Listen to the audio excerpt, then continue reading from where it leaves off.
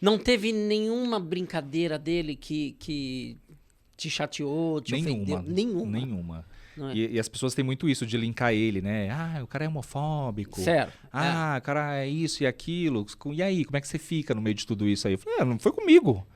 Foi diretamente comigo. Não tem esse negócio de mimimi e tal. Ah, brincadeira. Com quem ele brincou, quem se sentiu ali prejudicado, que vá atrás. Mas comigo nunca. E ele tinha essa preocupação. Quando acabava o programa, ele me ligava. Quando ele fazia alguma piada ou ele era infeliz em alguma colocação, e muitas vezes ele foi. Vários processos, a gente só colocar no Google. E aí ele me ligava pessoalmente e falava, você sentiu ali... Tá tudo bem, Tá tudo Ranier? bem? Tá E tudo- aí é. eu falei, não, imagina. Todas as vezes que ele vinha pra São Paulo, a gente se encontrava, jantava, e era uma farra. Ele é exatamente aquilo que você vê na televisão. Ele é exatamente. Você falou da questão de ele ter muitas brincadeiras homofóbicas, dele pegar muito. E você sente que isso é uma cobrança que o pessoal te fazia? Mas era uma coisa meio louca, assim, porque ele tinha isso, né? Ah, homofóbico e tal, mas 90% dos repórteres era gay. Ali da equipe Imagina, quase todos do Alerta Nacional, se fosse ver lá mexer, pode sacudir essa árvore aí pra ver se não cai. Entendeu? Então tinha muito isso. Então, assim, e ao mesmo tempo que ele fazia isso, ele tratava os repórteres com educação. Com a maior respeito e educação. Tanto é que, assim, assumidos, né? Eu, o Rodrigo Assis, que é do Rio de Janeiro, que hoje está no Fofocalizando, né? Do SBT Nacional. Sim. Então, assim, e éramos os principais das duas praças, né? Rio e São Paulo. Então, a gente tinha mais destaque, mais tempo na TV. A gente não ficava, ninguém ficava controlando. Pode ficar aí com o Siqueira até ele abusar de vocês. Certo. Então, a gente tinha muito espaço ali com o Siqueira. E ele não tinha isso, não, o programa é meu, não sei o quê. Imagina, ele jogava pra gente, a gente tinha um espaço. Os dois. Então, assim, como que o cara vai e fala mal, né? Dos gays e os principais.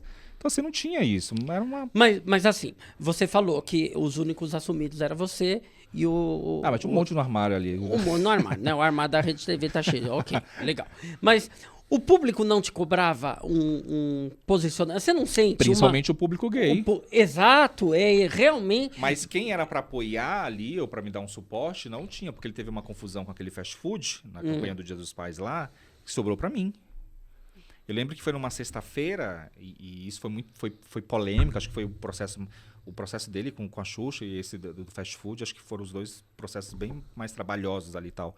E aí eu lembro que ele falou isso numa sexta-feira, logo em seguida ele me ligou, ele ficou preocupado se eu me sentia ali, né, triste, sei lá, eu fiquei feliz, enfim.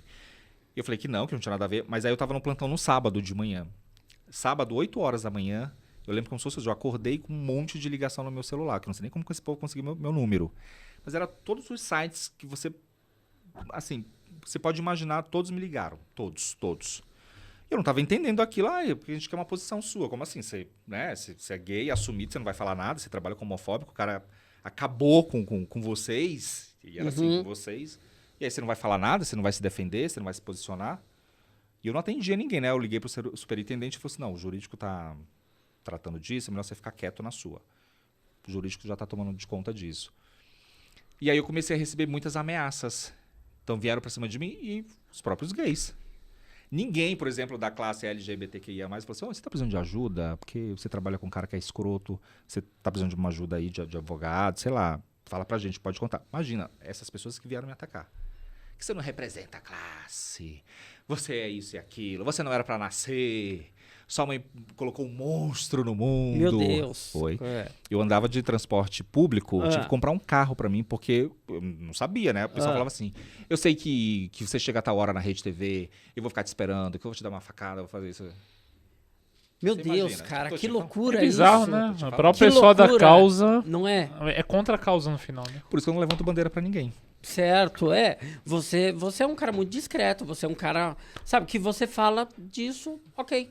Tá. Sou, Olha, sabe, assim, não escondo, é não óbvio, tem- assim, a gente não dá pra tapar o sol com a peneira, a gente sabe da violência que é o sofrimento das pessoas, toda a história, a gente sabe disso. As taxas de mortalidade. Eu faço matérias todos os dias policiais e eu sei o que acontece.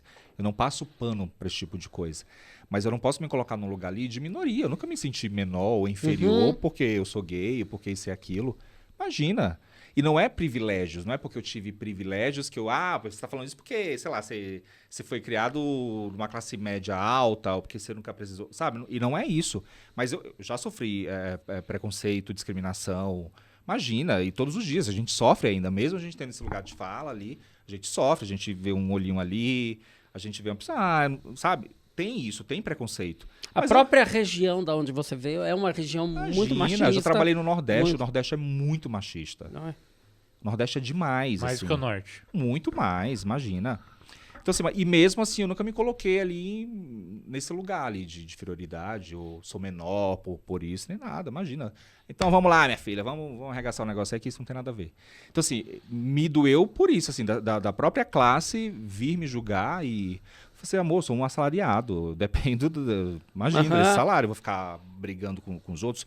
Ele que vai lá pro tribunal e resolve o problema dele. Que Sabe, tem problema são os outros, cada sou um eu. é responsável pelo que Não fala, foi não é? comigo, se fosse diretamente comigo eu tivesse... É diferente. É diferente. Tá. E ele tinha essa preocupação. Ele tinha. Você se sentiu ofendido? Se você se sentiu ofendido, por favor, me fale, porque eu vou... Tanto é que teve numa última, ele me pediu, ele foi pro ar, quem procurar aí no YouTube vai ver. Acho que fizeram até um corte com relação a isso.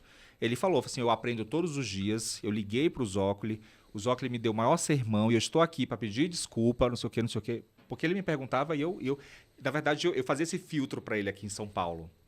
Ele me ligava, e aí, o que o pessoal tá falando de mim? Como é que tá a repercussão?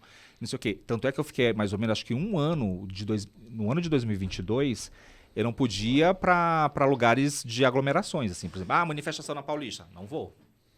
Porque eu fazia Siqueira, a Rede TV levantava a bandeira ali pro Bolsonaro, então se era alguma situação pró-Lula, eu não ia. Porque eu tinha medo de apanhar, imagina. Chegava com o microfone lá da Rede TV, era xingamento. É. Que já sofri. Certo. Uma vez que fazia matéria na 25, os caras lá, que era pró-Lula, imagina, tive que sair de lá correndo. Senão eu ia levar uma ataca. Mas com o Siqueira assim, você tinha total liberdade de chegar nele e falar, cara, falou merda, falou bosta, pisou na bola. Eu falava, você imagina, não é porque o cara era apresentador do programa. Tanto é que tem alguns cortes, eu falava umas bobagens pra ele, falava assim, imagina, olha aí como é que pode. Eu duvido se ele ia falar isso pro William Bonner, mas ele ia falar pra mim e tal. Eu falava, não tinha filtro com ele. Eu nunca fiz um personagem com ele. Tudo que eu tive vontade de falar pra ele, eu falava no ar ainda. E eu falava pros meus diretores, eu falava assim, vou chegar no ar e vou falar pra ele no ar, que eu quero ver a cara dele. Mas era muito gostoso, porque a gente tinha essa liberdade. A Rede TV tá de parabéns, porque ela nunca chegou... E aí, DVD, como é que tá essa reforma? A reforma não acaba nunca, Marcão. Todo dia eu tô na loja com a listinha do pedreiro ali, porque quando ele chega, o material tem que estar em casa, né? Cara, não vai mais na loja não, DVD. Descobri a homeon.digital, vai mudar a tua vida. Você pode comprar desde o alicerce até a decoração da sua casa, muito mais praticidade, muito mais fácil, e eles entregam na porta da tua casa. www.homeon.digital, muda a tua vida.